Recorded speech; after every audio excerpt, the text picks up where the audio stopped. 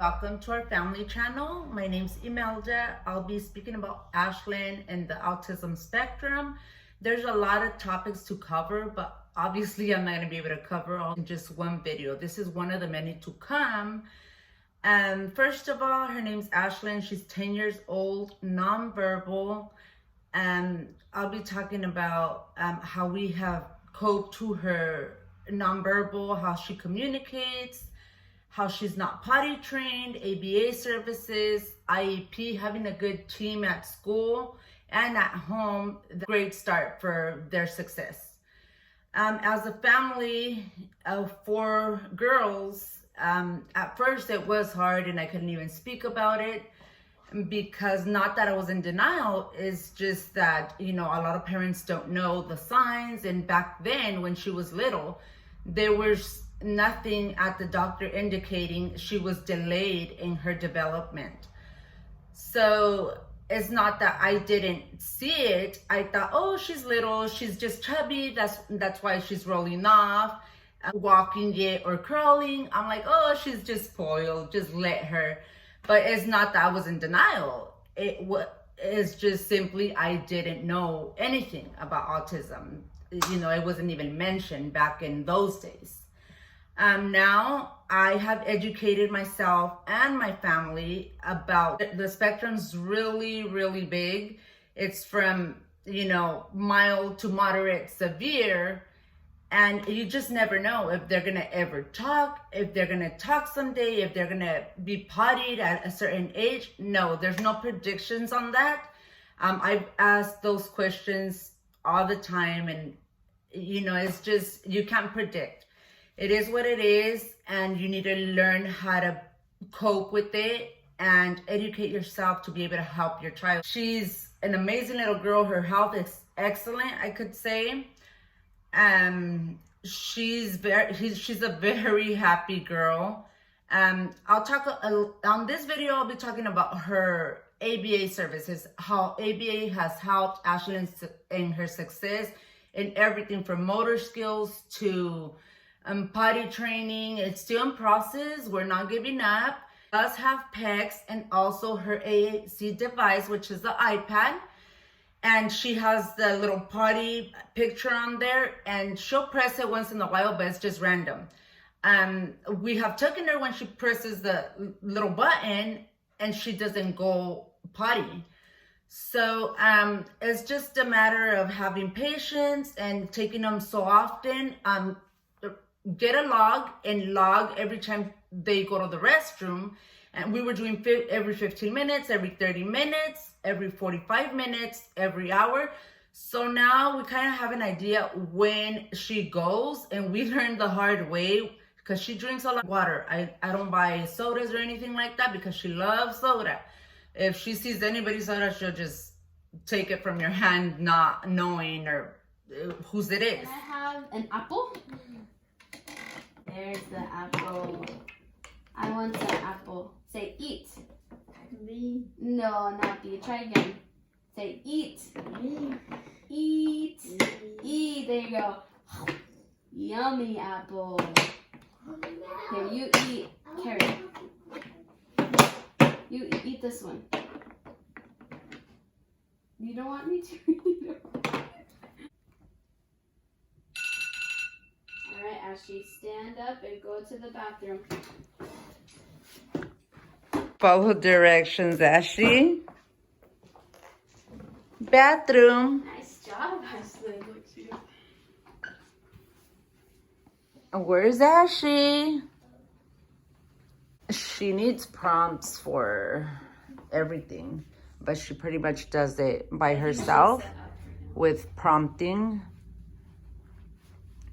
Did she say up? Pulls up her pants with minimum help. There she is. Oh my God. She knows how to navigate her device. Very, very good. She'll navigate that iPad with her eyes closed. And she learned all by herself. And when she was introduced to the AAC device, I never taught her. She taught me how to navigate through it. So her menu has been changed because she had a page for school and for home. So that wasn't, I mean, not necessarily a problem, but she was requesting the food in the menu at school, and they didn't have it available, of course, because it was a menu for home. I'll be talking about how Ashlyn was misdiagnosed. It was simply a doctor's visit. They were doing the examinations on her, and the doctor's like, "Oh, mom, can you move? I'm gonna examine her." So I'm like, "Oh, no, it's not that I don't want to move. If I leave her by herself, she will fall." That's when she's like, "How is she gonna fall if she's 10 months?" I'm like, "Oh, she's just too chubby." Like, no, she should be sitting on her own by now. So I'm like, "Oh, okay." So I didn't think nothing of it. It's not that I was in denial. It's just that I just didn't know. There was no signs at the doctor before where it says, like now there is, where it says, "Oh, does your child have eye contact? Do they do this? Play peekaboo?" All kinds of different signs. There was none of that before. 4 girls in total.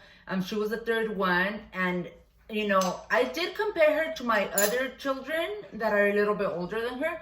But then people would say like, "Oh, why would you compare them? You know, all kids are different." So that's why I just didn't even move it. I'm like, you know what? She's just chubby. She's too little. She's too chubby. That's why she's falling over. But I mean, she started crawling at 12 months. She started kind of walking at 18 months. So that's when I'm like, you know what? This is not happening. Like, what's going on? So after the pediatrician saw her, she gave me a referral to take her to a neurologist. So when I took her to the neurologist, they did the examinations and everything. They just told me that she was gonna grow eventually to her age and so on. So since I didn't know anything, I'm like, okay. But luckily, I started seeing all these signs that she wasn't doing stuff. She was very, very delayed on her development. So that's when I'm like, no, you know what? I'm asking for a second opinion. Plus, this neurologist didn't specialize in kids. So that was my argument. You know what? He's not an expert in kids. I want a second opinion. So luckily, yeah, it was a struggle. It took a lot of months for the referral to go through, and you know, there's a process for everything. So yeah, finally we got referred for a second opinion to San Francisco, UCSF, child neurology. Oh my God. Up to this day, we still go to San Francisco every 6 months. She's known Ashlyn since she was little. And sure enough, she's like, "Oh no, something's up. You know, this is not normal. She should be doing this, and that by now," which was she should have sat earlier. She barely sat down on her own around 10, 11 months. She started crawling at 12 months. It was very late. And she started walking at 18 months. That's when I saw all the delay and stuff. Why, like I said, I wasn't in denial. I didn't know. When I got the second opinion, they were still kind of seeing where she was at. They gave her a diagnosis of developmental delay, which that's a big red flag. Okay, is it autism versus another condition? You just don't know. So in the first visit, they diagnosed her with severe developmental delay. And that's when they send the current regional center to evaluate her at home. They came to my house. It was a big team. They evaluated her at home. They're like, "Oh yeah, she definitely qualifies for services." She became a KRC client.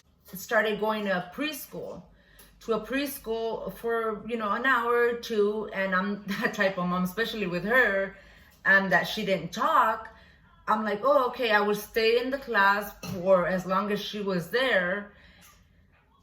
The teachers would tell me, "Oh, you can leave, mom, go get a mani, a pedicure, you know, she's gonna be fine," and so on. I'm like, no, I don't feel comfortable leaving her. Until, you know, after like the second year, I'm like, okay, I'm there for like the first hour, and then I would leave. I just want to spread the word out there about my situation with Ashlyn, how it happened.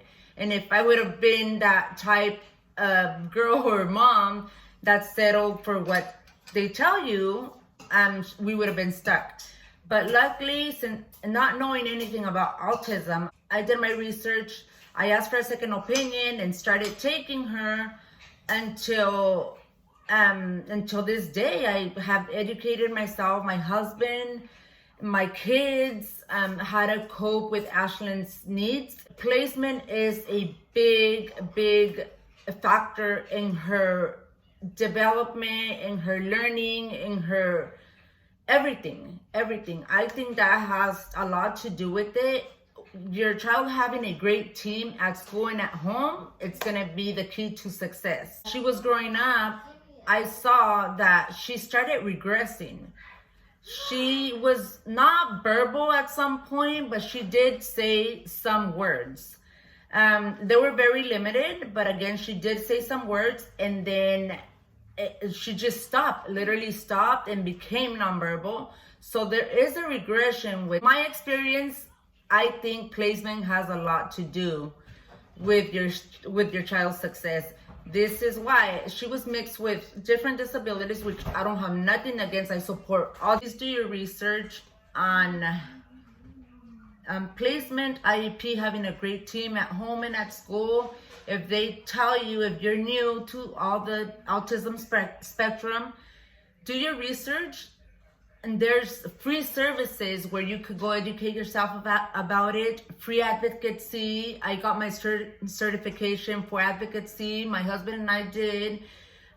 If it's not free in some areas or whatever the case is, there is funding through regional centers so you can educate yourself about your child's condition. So if they tell you your son or daughter doesn't have anything, I wouldn't settle for what the doctor says. I would always ask for a second opinion, because you just never know. If I would have stayed stuck when the neurologist told me, oh no, she doesn't have anything, she's gonna grow into her age and so on, the struggle would have been bigger. So my message to you all is, please educate yourself. It's not a health issue. It's a condition. You don't have to be verbal or nonverbal to have autism. There's a lot of different signs. Again, you don't find autism in testing, and they only do an observation kind of deal to diagnose your child. The IEP at school, it's an eligibility. A lot of people think it's a diagnosis. It's an eligibility. It is what your son or daughter qualify under, what services they're eligible. But again, it's not a diagnosis. A diagnosis is done by a psychologist, your doctor. They refer you to a psychologist, and then you go from there. It depends on your child's condition. Feel free to message me if the messages are not unavailable. We do have our Instagrams on the description down below. Instagram, and I'll try to get back to everybody. Again, I don't have knowledge of everything, but I have 10 years of experience with my daughter. She's 10. And I feel that we've gone through a lot with her. I want to spread the word by making videos about my experience. Again, everybody's different. Not because you have autism, that means you're going to be nonverbal or verbal, or the spectrum's very, very big. They diagnosed your child with autism, and a lot of people, I've heard stories, think the world's going to end. No, we are so blessed to have Ashlyn, and we just learned to cope with every situation. We couldn't go out in public before because of Ashlyn. She would cry, she would bite her hands. And now, we can go out and finally enjoy ourselves. I hope you guys like this video. If you guys haven't subscribed to my channel, make sure to do so. I'll be making videos. I'll try to make daily videos, just because, I'm never gonna finish speaking about the subject. Autism, it's my passion, helping parents, people, spreading the word. I really want to get my voice out there. I want to be able to help parents and share my journey with Ashlyn, my experience, what we have gone through. And, we're still growing with her. We're still learning about her. There's help, and it's not the end of the world.